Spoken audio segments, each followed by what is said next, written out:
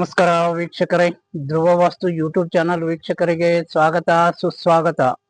ಧ್ರುವ ವಾಸ್ತು YouTube channel ವೀಕ್ಷಕರಿಗೆ ಹೊಸ ವರ್ಷದ ಶುಭಾಶಯಗಳು ಹಾಗೂ ಯುಗಾದಿ ಹಬ್ಬದ ಶುಭಾಶಯಗಳು.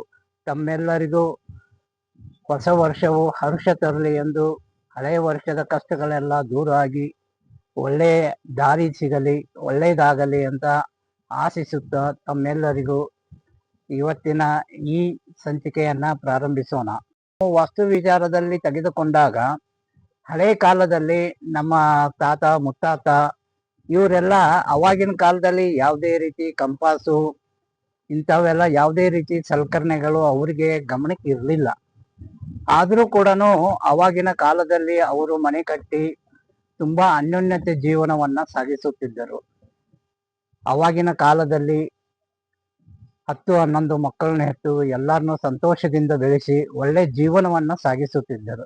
ಆದ್ರೆ ಇವತ್ತಿನ ಕಾಲದಲ್ಲಿ ಎಷ್ಟೇ ದುಡ್ಡು ಇದ್ರೂ ಕೂಡ ನೆಮ್ಮದಿ ಅನ್ನೋದು ಸಿಗ್ತಾ ಇಲ್ಲ. ಮತ್ತೆ ಮಕ್ಕಳನ್ನ ಒಂದು ಒಳ್ಳೆ ದಾರಿಗೆ ತರುವಂತದ್ರಲ್ಲಿ ವಿಫಲ ಆಗ್ತಾ ಇರುವಂತದ್ದು ಇದೆಲ್ಲ ಗಮನಿಸಿದರೆ ವಾಸ್ತು ದೋಷದಿಂದ ಕೆಲವು ಸಮಸ್ಯೆಗಳು ಇವರಿಗೆ ಎದುರಾಗುತ್ತವೆ ಅಂತ ನಮ್ಮ ಅನಿಸಿಕೆ. ಆದರೆ ಹಳೆ ಕಾಲದಲ್ಲಿ ಯಾವ ರೀತಿ ಮಾಡುತ್ತಿದ್ದರಂದ್ರೆ, ಯಾವುದೇ ಒಂದು ಜಮೀನು ಅಥವಾ ಜಾಗದಲ್ಲಿ ಅವರು ಮನೆ ಕಟ್ಟೋಕ್ಕಿಂತ ಮುಂಚಿತವಾಗಿ ಯಾವ ದಿಕ್ಕು ಯಾವ ಕಡೆಗೆ ಹೇಗೆ ಬರುತ್ತೆ, ಎಷ್ಟು ಕರೆಕ್ಟ್ ಆಗಿರತ್ತೆ ಅನ್ನೋದನ್ನ ತುಂಬಾ ಸೂಕ್ಷ್ಮವಾಗಿ ಗಮನಿಸುತ್ತಿದ್ದರು. ಇವತ್ತಿನ ಕಾಲದಲ್ಲಿ ನಾವು ಯಾವುದೇ ಒಂದು ಸರಿಯಾದ ವಿಚಾರ ವಿನಿಮಯವಿಲ್ಲದೆ, ಯಾವುದೇ ಸಮಯ ಸಂದರ್ಭಗಳಿಲ್ಲದೆ ಯಾವಾಗ ಬೇಕಾವಾಗ ಮನೆ ಕಟ್ಟುತ್ತೇವೆ. ಆದರೆ ಹಿಂದಿನ ಕಾಲದಲ್ಲಿ ಆ ರೀತಿ ಇರಲಿಲ್ಲ. ಮುಂಚೆ ಅವರು ಯುಗಾದಿ ದಿನಾನೇ ಪಾಯನ್ನ ಹಾಕುವಂಥದ್ದಾಯ್ತು ಅಥವಾ ಮನೆ ಮಾರ್ಕಿಂಗ್ ಮಾಡುವಂಥದ್ದನ್ನ ಮಾಡ್ತಿದ್ದರು. ಯಾಕಂದ್ರೆ ಅವಾಗ ಇವರು ಸೂರ್ಯನ ಮೇಲೆ ಡಿಪೆಂಡ್ ಆಗಿದ್ದು ಜಾಗವನ್ನ ಯಾವ ದಿಕ್ಕು ಯಾವ ಕಡೆಗೆ ಬರುತ್ತದೆ ಅನ್ನೋದನ್ನ ಸರಿಯಾಗಿ ಗಮನಿಸಿ ಅದನ್ನ ಫೈಂಡ್ ಔಟ್ ಮಾಡಿಬಿಟ್ಟು ಮಾರ್ಕಿಂಗ್ ಮಾಡಿಕೊಂಡು ಮನೆ ಕಟ್ಟುವಂತ ಒಂದು ಪ್ರವೃತ್ತಿ ಅವರಲ್ಲಿತ್ತು. ಮತ್ತು ಅವಾಗ ನ್ಯಾಯ ನೀತಿ ಧರ್ಮ ನ್ಯಾಲಿಗೆ ಭಾಷೆ ಕೊಟ್ಟಂತದ್ದು ಇದೆಲ್ಲ ಗಮನದಲ್ಲಿ ಇಟ್ಟುಕೊಂಡು ಆಗಿನ ಕಾಲದಲ್ಲಿ ಮನೆ ಕಟ್ಟುವುದನ್ನ ಮಾಡ್ತಿದ್ರು. ಬಟ್ ಇವಾಗ ಏನಂತಂದ್ರೆ ವೈಜ್ಞಾನಿಕವಾಗಿ ಎಷ್ಟೇ ಮುಂದುವರೆದ್ರು ಕೂಡ ಇವತ್ತಿನ ಕಾಲದಲ್ಲಿ ನಾವು ಕಟ್ಟುತ್ತಿರುವ ಮನೆಗಳಲ್ಲಿ ಸರಿಯಾದ ದಿಕ್ಕು ದಶೆ ಇಲ್ಲದೆ ಕಟ್ಟುವುದರಿಂದ ಅಲ್ಲಿ ತೊಂದರೆಗಳು ತುಂಬಾ ಆಗುತ್ತವೆ.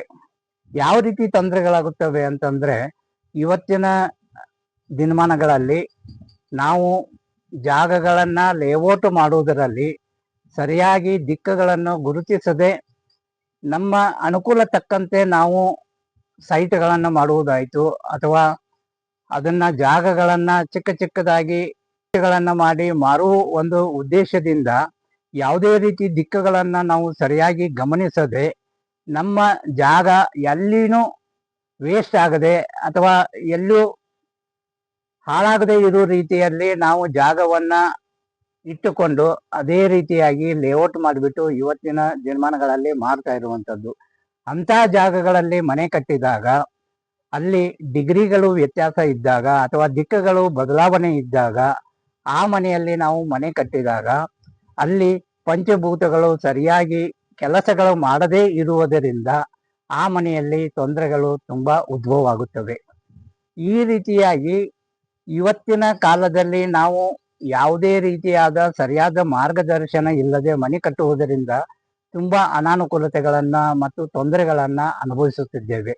ಆದರೆ ಅವತ್ತಿನ ಕಾಲದಲ್ಲಿ ಅವರು ಯುಗಾದಿ ದಿನಾನೇ ಆ ಮಾರ್ಕಿಂಗ್ ಮಾಡುವಂಥದ್ದಾಗ್ಬೋದು ಅಥವಾ ಮನೆ ಕಟ್ಟುವಂಥದ್ದಾಗ್ಬೋದು ಪಾಯ ಹಾಕುವುದನ್ನ ಮಾಡುತ್ತಿದ್ರು. ಯಾಕಂತಂದ್ರೆ ಯುಗಾದಿ ಒಂದು ದಿನ ಮಾತ್ರ ಸೂರ್ಯ ಉದಯವಾಗುವಾಗ 90 ಡಿಗ್ರಿಯಲ್ಲಿ ಹುಟ್ಟುತ್ತಾನೆ. ಯುಗಾದಿಯ ಹಿಂದಿನ ದಿನ ಆ ಜಾಗದಲ್ಲಿ ಒಂದು ಕೋಲನ್ನು ನೆಟ್ಟು ಬಿಟ್ಟಾಗ ಬೆಳಿಗ್ಗೆ ಎದ್ದು ಸೂರ್ಯೋದಯಕ್ಕಿಂತ ಎದ್ದು ಆ ಜಾಗದಲ್ಲಿ ಕಾಯ್ತಾ ಇದ್ರು.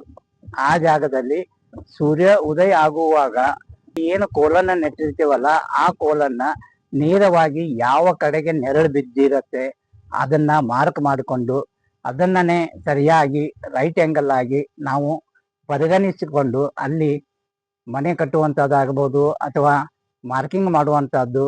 ಅವಾಗ ಅಲ್ಲಿ ಪಂಚಭೂತಗಳು ಸರಿಯಾಗಿ ಗಮನದಲ್ಲಿ ಇಟ್ಟುಕೊಂಡು ಮನೆ ಕಟ್ಟುತ್ತಿದ್ದರು.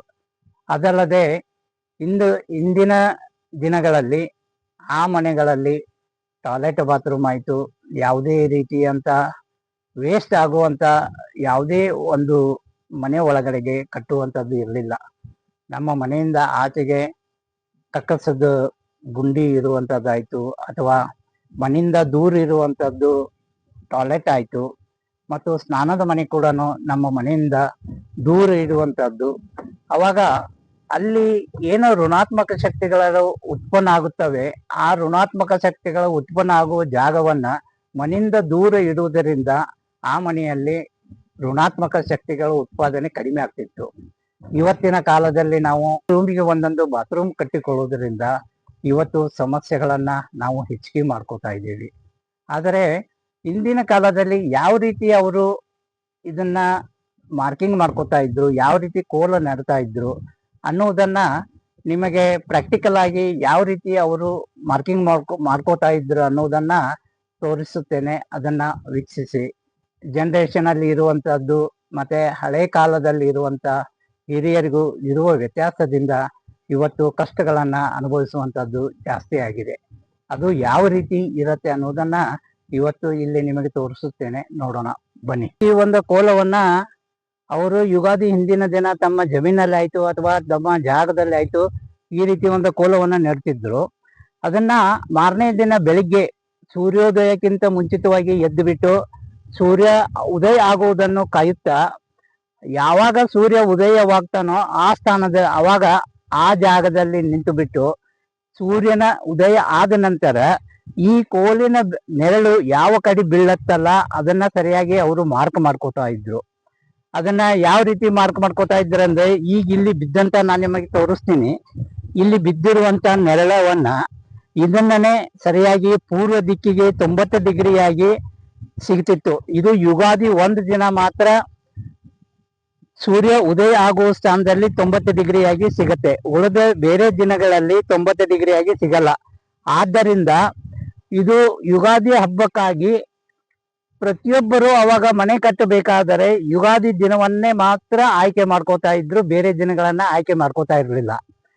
ಹೀಗಾಗಿ ಈ ನೆರಳನ್ನ ಅವರು ಯಾವ ರೀತಿ ಉಪಯೋಗ ಮಾಡ್ಕೋತಾ ಇದ್ರು, ಇದು 90 ಡಿಗ್ರಿ ಇದೇ ಕರೆಕ್ಟ್ ಪೂರ್ವ ದಿಕ್ಕು ಅಂತ ಹೇಳ್ಬಿಟ್ಟು ಗುರುತಿಸಿಕೊಂಡು ಆ ದಿಕ್ಕಿನ ಕಡೆಗೆ ಮುಖ ಮಾಡಿಬಿಟ್ಟು ಮನೆ ಕಟ್ತಾ ಇದ್ರು. ಅದನ್ನ ಯಾವ ರೀತಿ ಅವರು ಸೆಟ್ಟಿಂಗ್ ಮಾಡ್ಕೋತಾ ಇದ್ರು ಅನ್ನೋದನ್ನ ಈಗ ತೋರಿಸ್ತೀನಿ ನೋಡಿ ನಿಮಗೆ. ಶಿಕ್ಷಕರೇ, ಅವರು ಈ ರೀತಿಯಾಗಿ ಈ ನೆರಳನ್ನ ಉಪಯೋಗ ಮಾಡಿಕೊಂಡು ಇದೇ ಪೂರ್ವ ದಿಕ್ಕು ಎಂದು ಗುರುತಿಸಿಕೊಂಡು ಅದರ ಪ್ರಕಾರ ಅವರಿಗೆ ಎಷ್ಟು ಮನೆ ಕಟ್ಟಬೇಕಾಗಿದೆ ಆ ಸೈಜನ್ನ ಅವಾಗ ಮುಂಚೆ ಎಲ್ಲ ಫೀಟು ಮತ್ತೆ ಮೀಟರ್ ಅಂತ ತಗೋತಾ ಇರಲಿಲ್ಲ. ಫಸ್ಟಿಗೆ ಅವಾಗ ಒಂದು ಮೊಳ ಅಥವಾ ಒಂದು ಮಾರು ಅಂತ ಹೇಳ್ಬಿಟ್ಟು ಈ ರೀತಿ ತಗೋತಿದ್ರು. ನಿಮ್ಮ ಮನೆ ಎಷ್ಟು ದೊಡ್ಡದಿದೆ ಅಂತಂದ್ರೆ 10 ಮಾರು 15 ಮಾರು ಅಂತ ಹೇಳ್ತಿದ್ರು. ಈ ರೀತಿಯಾಗಿ ಇದನ್ನ ಅವರು ಸರಿಯಾಗಿ ಉಪಯೋಗ ಮಾಡ್ಕೋತಾ ಇದ್ರು. ಹೀಗಾಗಿ ಅವತ್ತಿನ ದಿನಮಾನಗಳಲ್ಲಿ ಕರೆಕ್ಟಾಗಿ 90 ಡಿಗ್ರಿಗೆ ಅವರು ತಮ್ಮ ಮನೆಯನ್ನ ಮಾರ್ಕ್ ಮಾಡಿಕೊಂಡು ಮನೆ ಕಟ್ತಾ ಇದ್ರು. ಮತ್ತೆ ಅದೇ ರೀತಿ ಮನೆಯಲ್ಲಿ ಎಲ್ಲವೂ ಪಂಚಭೂತಗಳಿಗೆ ಅನುಗುಣವಾಗಿ ಮನೆಗಳನ್ನ ಕಟ್ಟುವುದರಿಂದ ಅಲ್ಲಿ ಸುಖ ಶಾಂತಿ ನೆಮ್ಮದಿ ಒಳ್ಳೆ ಜೀವನವನ್ನು ಸಾಗಿಸ್ತಿದ್ರು. ಇವತ್ತಿನ ಕಾಲದಲ್ಲಿ ನಾವು ಕಟ್ಟುತ್ತಾ ಇರುವಂತ ಮನೆಗಳಿಗಾಗ್ಲಿ ಅಥವಾ ಜಾಗಗಳಿಗೆ ಯಾವುದೇ ರೀತಿಯಾದಂತ ಸರಿಯಾದ ಡಿಗ್ರಿ ಇಲ್ಲದೆ ಅಥವಾ ದಿಕ್ಕುಗಳನ್ನ ಸರಿಯಾಗಿ ಗುರುತಿಸಿಕೊಳ್ಳದೆ ನಮಗೆ ಇಷ್ಟ ಬಂದ ಹಾಗೆ ಅಥವಾ ನಮ್ಮ ಜಾಗದ ಉಳಿತಾಯಕ್ಕೋಸ್ಕರ ಯಾವ ರೀತಿ ಬೇಕಾದರೂ ನಾವು ಸೈಟ್ಗಳನ್ನು ಮಾಡಿ ಮಾರುವುದರಿಂದ ಆ ಸ್ಥಾನದಲ್ಲಿ ಮನೆಗಳ ಕಟ್ಟುವುದರಿಂದ ಅಲ್ಲಿ ಪಂಚಭೂತಗಳು ವ್ಯತ್ಯಾಸವಾದಾಗ ಆ ಸ್ಥಾನದಲ್ಲಿ ನಮಗೆ ತೊಂದರೆಗಳು ಉಂಟಾಗುತ್ತವೆ. ಈ ರೀತಿಯಾಗಿ ಹಳೆಯ ಕಾಲದಲ್ಲಿಯೂ ಅಥವಾ ಇವಾಗಿನ ಕಾಲದಲ್ಲಿಯೂ ಸಮಸ್ಯೆಗಳನ್ನ ಯಾವ ರೀತಿ ಅನುಭವಿಸುತ್ತಾರೆ, ಏಕೆ ಅನುಭವಿಸುತ್ತಾರೆ, ಅವಾಗಿನ ಕಾಲಕ್ಕೂ ಇವಾಗಿನ ಕಾಲಕ್ಕೂ ಯಾಕೆ ವ್ಯತ್ಯಾಸ ಆಗತ್ತೆ ಅನ್ನೋದನ್ನ ನಾನು ನಿಮಗೆ ಲೈವ್ ಆಗಿ ಈ ರೀತಿಯಾಗಿ ಮಾರ್ಕ್ ಮಾಡ್ಕೊಳ್ತಿದ್ರು ಅನ್ನೋದನ್ನ ನಿಮಗೆ ತೋರಿಸಿದ್ದೇನೆ. ವೀಕ್ಷಕರೇ, ಈ ಸಂಚಿಕೆ ನಿಮಗೆ ಇಷ್ಟವಾದಲ್ಲಿ ಇದನ್ನ ಲೈಕ್ ಮಾಡಿ, ಶೇರ್ ಮಾಡಿ, ಬೇರೆಯವರಿಗೂ ಹಂಚಿಕೊಳ್ಳಿರಿ. ಮೂಲಭೂತಗಳಿಗೆ ಸರಿಯಾದ ಜಾಗವನ್ನು ಕೊಟ್ಟಾಗ ಆ ಮನೆಯಲ್ಲಿ ಸುಖ ಶಾಂತಿ ನೆಮ್ಮದಿಯಿಂದ ಜೀವನ ಮಾಡಬಹುದು. ಈ ಒಂದು ಉದ್ದೇಶದಿಂದ ಇವತ್ತು ಈ ಸಂಚಿಕೆಯನ್ನ ತಮ್ಮ ಎದುರುಗಡೆಗೆ ಇಟ್ಟಿದ್ದೇನೆ. ಯಾರು ಹೊಸದಾಗಿ ಮನೆ ಕಟ್ಟುತ್ತಾ ಇದ್ದಾರಲ್ಲ ಅವರಿಗೆ ಅನುಕೂಲವಾಗಲಿ ಅಂತ ಹೇಳುತ್ತಾ ಇವತ್ತಿನ ಈ ಸಂಚಿಕೆಯನ್ನು ಮುಗಿಸುತ್ತಾ ಇನ್ನೊಂದು ಸಂಚಿಕೆಯೊಂದಿಗೆ ನಿಮ್ಮ ಮುಂದುಗಡೆಗೆ ಬರುತ್ತೇನೆ. ಅಲ್ಲಿವರೆಗೂ ಧನ್ಯವಾದಗಳು, ನಮಸ್ಕಾರಗಳು.